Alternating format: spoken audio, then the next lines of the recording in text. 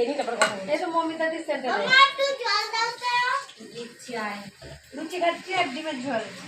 এই গ্লাসটায় দিয়ে জল দিয়ে দিচ্ছি, জল আছে তোর কাছে? হ্যাঁ ওই তো জল 1 গ্রাম জল দিয়েছি। ওই তো ওই তো ড্রামটা কোন বৌদি হ্যাঁ ওগুলো দিয়ে দে বাড়িতে হ্যাঁ। না, দিয়েছি তো জল। যা যা খাবি না দিয়ে দে। দেও, ছেলেকে জল দে নে, ধর গ্লাস দাও।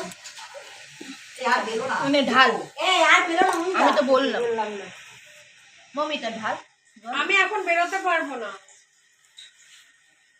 ফোন কারে বলবো? নীলমকটা ভালো ওর ফোনে তো পয়সা নেই। নীলমকটাতেও ঢাল আর আমি যখন এসেছি রাস্তা দেখা হয়েছিল, আমি কখন যাবো বেরোবো ঠিক আছে।